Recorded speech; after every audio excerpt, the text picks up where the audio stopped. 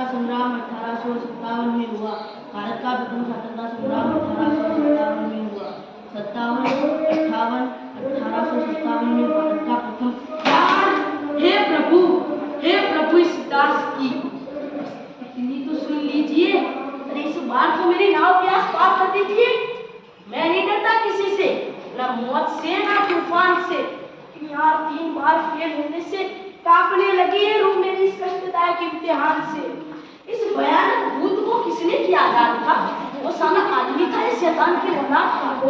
पाठ पढ़ना, फिर याद करना, फिर याद करके सोचना, फिर सोच करके लिखना और उसे लिख करके फिर से सोचना। क्या है यार? डाय टाटा रोज पढ़ता हूँ प्रभु, दिन रात बस मैं पुस्तकें पढ़ता हूँ। इन भाग्य में ना जाने मेरे कौन सा विश्राम है। रात को रटता हूँ, सुबह मैदान मिलता साफ है। ये अंग्रेज चले गए लेकिन अंग्रेजी छोड़ गए, हंसेगा कौन?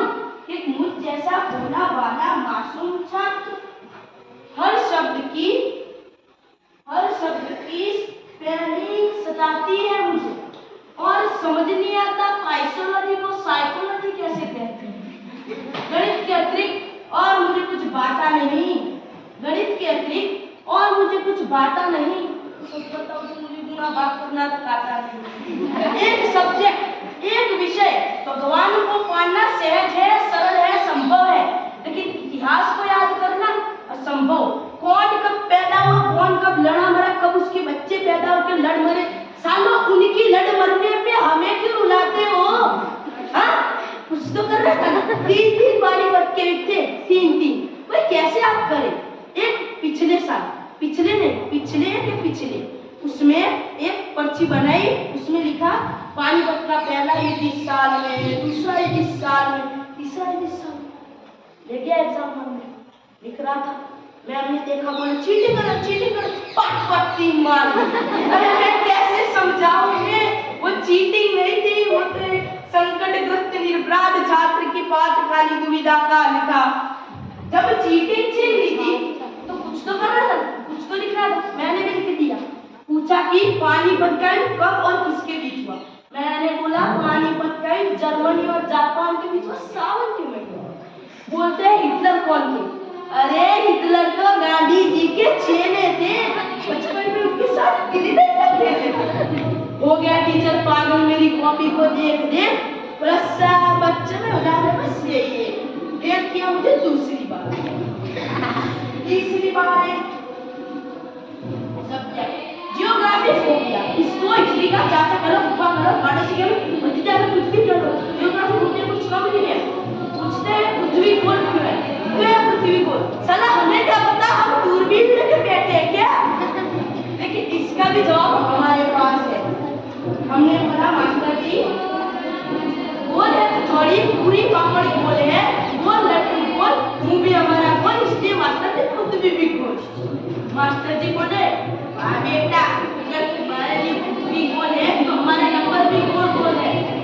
सर ने तीसरी बार फेल किया। चौथी बार संस्कृत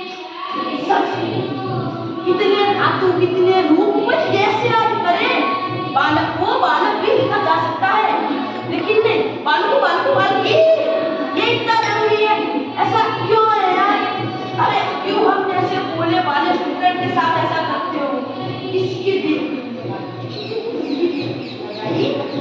हमने एग्जाम शीट को सौंपा बोला चल मेरी कॉपी मास्टर जी के पास नंबर लाना है 50। चल मेरी कॉपी मास्टर जी के पास 0 के ऊपर की न करियो आज। चौथी बार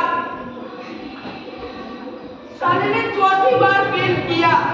हे प्रभु आज जा रहा हूँ 5वीं बार एग्जाम देने, दुआ करता हूँ इस बार हो जाऊंगा पास, वरना अगली बार जब परीक्षा का समय आने लगा तब वो खुदा भगवान को सुखी नजर आने लगा।